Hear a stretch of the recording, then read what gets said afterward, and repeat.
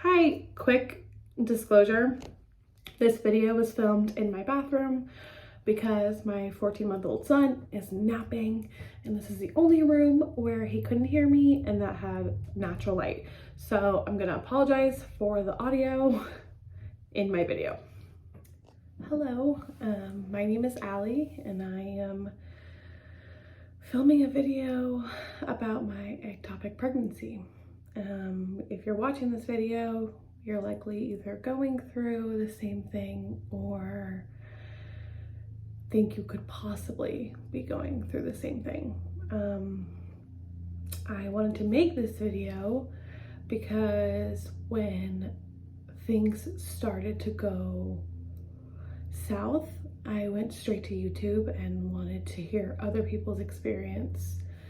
I wanted to not feel alone, and I feel like my experience is different than every video I watched, and so I am stepping outside my comfort zone and I am filming my own video in case somebody like me goes through this and knows that they're not alone and maybe can compare the early signs and possibly save them a surgery, because ectopic pregnancies can be very dangerous and oftentimes end in surgery.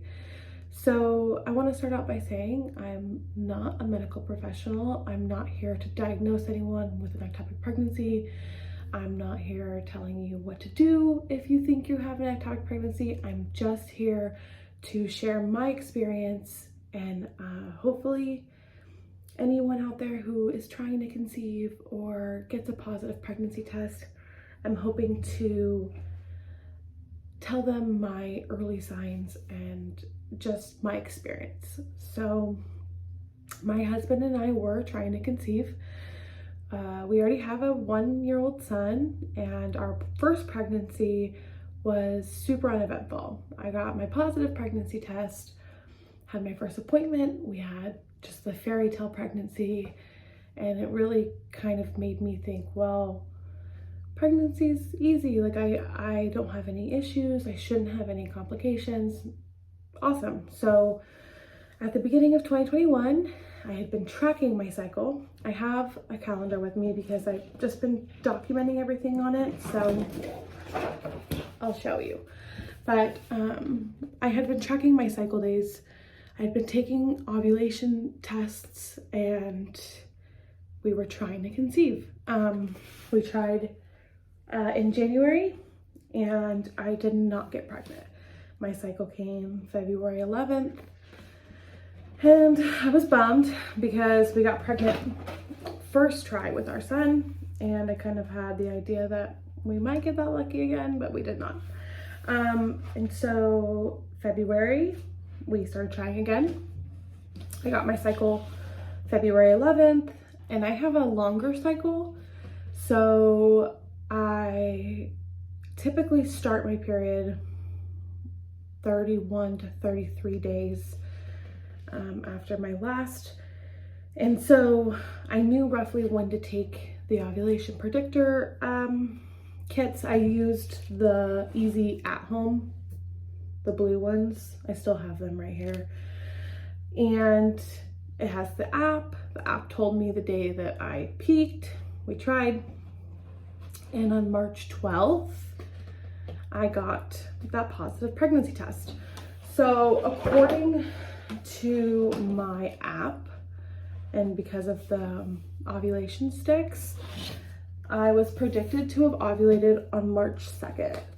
So I got that positive pregnancy test 10 days past ovulation, and I have it. So it's about a month old now. Right now is April 8th, so almost a month. And this was the positive that I got. Pretty faint, but it got darker after some time. And I was over the moon. Second month trying, so relieved, because that first month is hard. You're trying to conceive, you have to wait the 2 weeks, and then to have your cycle come is devastating. I know a lot of women do it for years, not months, but years, and it's not easy. So to get that positive was like a huge relief. I called my doctor that day. I scheduled my first appointment. I downloaded the apps, basically kicked into the same gear I was with my son. We told our immediate family, my parents, my close friends, my mom friends, and we were expecting a Thanksgiving 2021 baby. Yeah, and then I took a test the following days. I'm gonna try to show them together. Let's see if I can. Oh. So they look about the same, and they continue to do that. So line progression is something that you see a lot in mom groups. With my first pregnancy, I had a really nice line progression. I had my faint, and then within the next couple days, I had a really dark positive. So this is all the way to cycle day 14 days DPO. They're still faint. And at 15 days DPO, it was still very faint. And so I was worried. I'd watched some YouTube videos, and I had convinced myself that it was a chemical. I took a clear blue digital test at 15 DPO, and it said not pregnant. And I was heartbroken. I was like, what is going on? So I called my doctor on Monday the 15th, and they basically told me if I'm not cramping or bleeding, then there's nothing they can do. And because I was concerned, I asked for blood work. And so they sent me for blood work on March 16th, which would be 10, 11, 12, 13, 14. So 15 DPO is when I went for blood work. And my beta HCG was 25, which is like what you need to get a positive pregnancy test on a digital. It's pretty low. And given the fact that I had gotten my positive at 10 DPO on the first response early result test, the math didn't add up in my head, like that I was doubling or at all. So the doctor called and said, hey, your numbers are low, but one test result doesn't really tell us anything. We really need to do another one 48 hours after your initial test. So I spent the next 2 days Googling everything, reading blogs about low and slow rising HCGs. I asked people in my mom group, like, has anyone experienced this? I got a couple of success stories who said, yeah, my numbers were really low, and my doctors prepared me for a miscarriage, and I had a healthy baby. And so I was like, okay, I'm not out of this. So I went back in on March 18th, 48 hours later, and I got my test results that night, and they had only risen to 36. So not double. We were looking for like 50. And I sobbed all day. I cried from the minute I got the results into my chart until I went to bed. I was convinced that that was it. The pregnancy was over. And when my doctor called, he basically said the same thing. Like, that's not a good sign. You know, I still wasn't cramping or bleeding, but I also wasn't having the same symptoms I had with my son. My boobs weren't sore. I didn't have any nausea. I mean, I had a little bit of nausea, but not like I had with my son. And so he said, I want to send you for one more HCG. And I was like, okay. So that weekend, I didn't say anything to anyone else. I stopped telling people I was pregnant. And on Saturday morning, I was supposed to go in and do the blood test. And I decided that morning to take a pregnancy test. And my line was darker. It was quite a bit darker. This was 17 DPO. I don't know if that shows, but like here's the last one before I stopped testing to then. So I was like, okay, my HCG is now rising. Maybe I ovulated late, or maybe we miscalculated my period or something. And I went and did my blood test and it came back 63. It doubled. So I was like, okay, we're not out of this. Like we're still in it. So my doctor called and he said, hey, we had an appropriate doubling. You're still not out of the woods, but that's a great sign. So we're gonna send you again for another HCG on Monday, the 22nd, and just kind of see what's going on. So I'm like, okay. So I kept testing because that's what we do. We test and we test because we can't control it. And that was on Monday. It was a lot darker. And I had one more clear blue and I took that and it said pregnant. So I'm thinking, oh my gosh, we totally just got the dates wrong. You know, I had taken so many tests. I just kept on testing and testing and my lines were getting darker. And after getting that 63 on the 20th of March, I went in the 22nd and I got my results back that night and they were 123. They doubled again. And I was in the grocery store when I got the results and I was so happy. I was like jumping and dancing and I felt like things were gonna be okay, that we just miscalculated. So I told my friends that I had already known I was pregnant, all the crazy stuff that was going on, and they all just kept saying, why are you still testing? Stop testing, you're just stressing yourself out. Stress isn't good for the baby. And my doctor was like, yeah, this is a great sign, you know, it's spring break. He went on vacation and there was an on-call doctor. If I had any questions or concerns, I could call, but he would call me when he got back in the office on April 5th. And I hadn't had any appointments to get my blood drawn again. We were just gonna wait and see.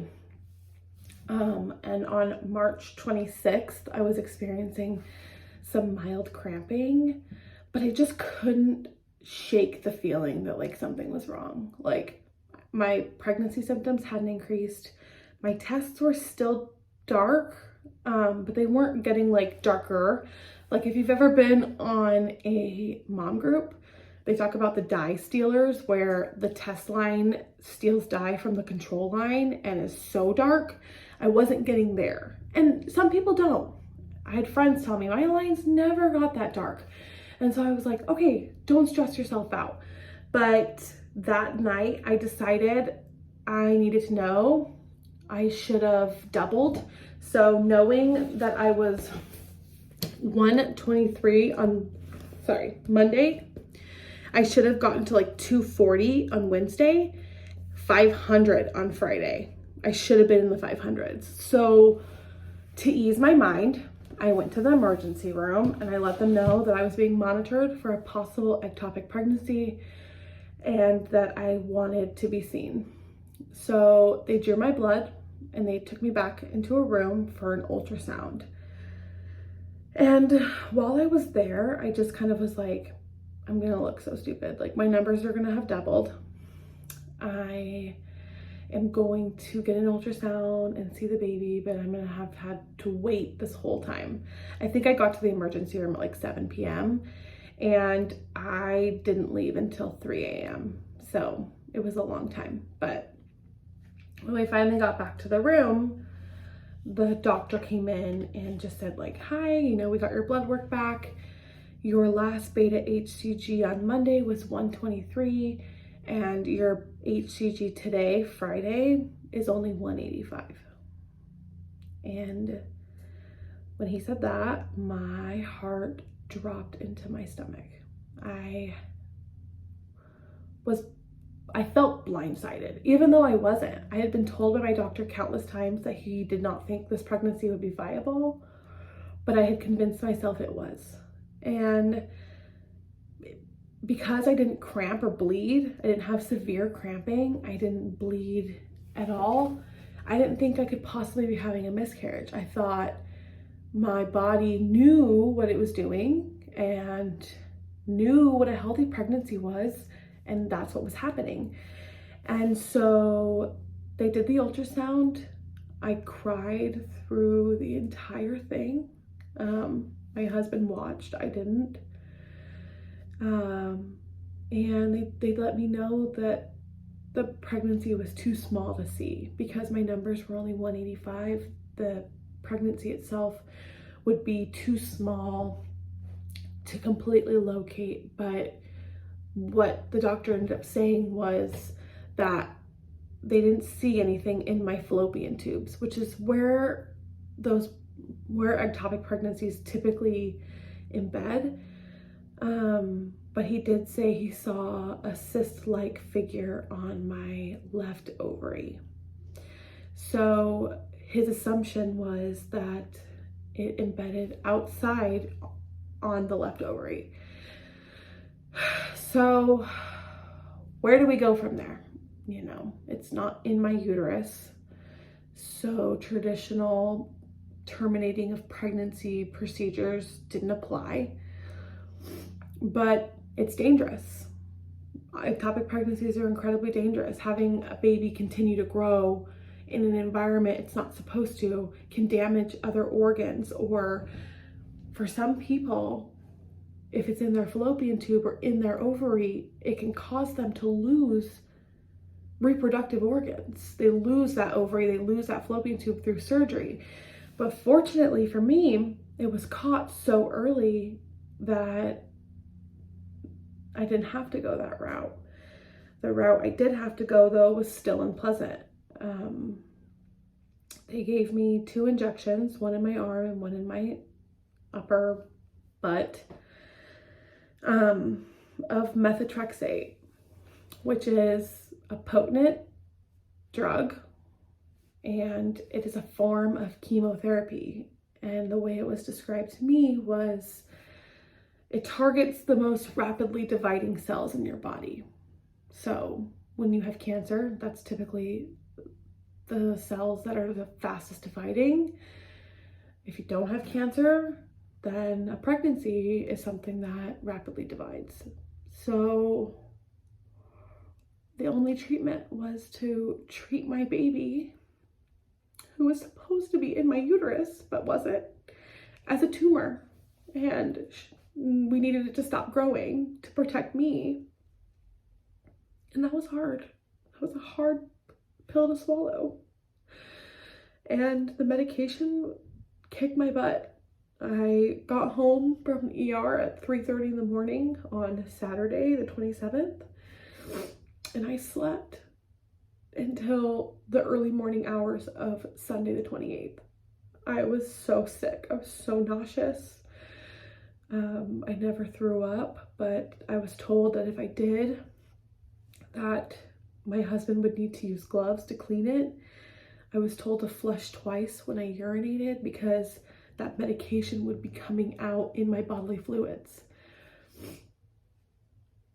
And I think the hardest part was to be told that we couldn't try again for at least 3 months, because my body was unsafe with that medication in it to house a baby. And that's hard. That's not something that anyone wants to hear, especially somebody who wants a baby or wants a pregnancy. And I took a lot of pride when I was pregnant with my son of how healthy my body was and how I took my prenatals and I didn't take other prescription medications, not because people who do are wrong, but just because I didn't need to. I wanted to be as natural as possible. And now my body was full of toxins and our timeline had to change. So I got the methotrexate, my HCG was 185, and when I went in for my blood draw on the 30th, it had only gone down to 183. Granted, that's only 4 days, and the doctor said that sometimes that number rises in those 4 days and then drops. So I had to go back in a week later on the 2nd of April, and that's when it had gone down to 122. So he said we were hoping for a 15% decrease, and I had a 36% decrease roughly. So he was happy with that. And now I have to go in every week until I'm in negative pregnancy numbers. So that is where I'm at right now. I go in tomorrow, the 9th, I believe, for another blood draw. And I'm praying that my numbers drop quickly so that I can start planning for my next pregnancy. I did not bleed until almost, actually over a week after I got the methotrexate. So I got the methotrexate on Friday the 26th, and I did not bleed or cramp until Saturday, April 3rd. So it took a while, which was weird because I was mourning a pregnancy and not bleeding, which is just, it's a mental thing that I was having a hard time comprehending. But I wanted to make this video because I did not cramp, I did not bleed, and I wasn't really being monitored that closely. And after everything I've read online of women who get their positive pregnancy test and make their first appointment, which is usually 8 to 10 weeks out, end up in the emergency room with severe abdominal pain and bleeding, and that's how they find out that they had an ectopic pregnancy. And more likely than not, it ends in surgery. So I decided to tell my story, and I am very lucky and thankful that I did not have to have surgery and that my numbers didn't grow that fast, because another story I've read was a woman who found out her pregnancy was ectopic when her numbers were above 1,000, and it took her 20 weeks to get back to 0. And that's hard. That's so hard. And I guess the last thing I wanted to talk about was, if you are being monitored for a possible non-viable pregnancy, just know you're not alone. There's a lot of people who have experienced or are experiencing the same thing that you are. Unfortunately, we're taught not to talk about it. We're taught to keep our pregnancies quiet until we know they're worth celebrating. And I can say from experience, I'm so grateful for the people I told. I'm so grateful for my friends and family who found out I was pregnant and got excited and celebrated my son being a big brother with me, to only go through the same heartbreak I did, because those people get it and they're there for me and they're sad as well. Whereas my friends who I didn't tell right away, who I waited to kind of confide in after the fact and say, hey, look, this is what I'm going through, those friends didn't ride that emotional roller coaster with me, and it's a little harder for them to empathize.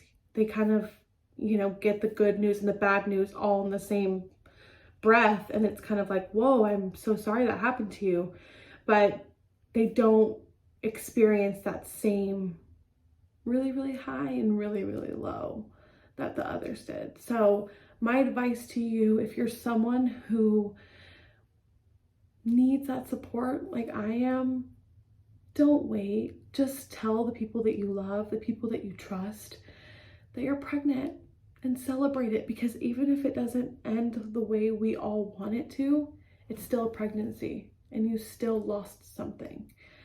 So I plan on continuing to document my experience as I navigate my methotrexate journey and my numbers falling, and then hopefully trying to conceive after an ectopic pregnancy. I know that I've done a lot of searching for positive stories after methotrexate, and it's kind of hard to find because I know a lot of people don't want to talk about it, and I don't blame them. So I'm going to continue to share, and I hope that this helps people. I hope that I'll be doing the same thing here in a couple months, but sharing positive news and hopefully welcoming another child into our life. For now, I'm going to cuddle my sweet boy that I have and know that there is going to be a time when this will seem like a blip in my memory, but it'll always be part of my story, and it'll always be something that changed me. And so to all my mamas out there who are trying to conceive or recently pregnant, listen to your body, trust your gut, advocate for care that you deserve. If you want blood work, push for blood work. I'm not saying be a hypochondriac. If your lines are progressing, that's great. I mean, even there can still be issues. Women still miscarry healthy pregnancies. That's unavoidable. But ectopic pregnancies are super dangerous. They can be super dangerous. They can be life-threatening. Take care of you. Talk to your doctor, and don't take no for an answer if you are concerned about your health. I am super grateful that you took the time to watch this video and listen to my story, and I will be posting another video once my numbers get back to 0, hopefully not too far future. So last thing before I go, I wanted to say, if you're watching this video and you don't have anyone to talk to about your ectopic pregnancy, you can find me at Allie Ruddle on Instagram, and I would be happy to offer you support.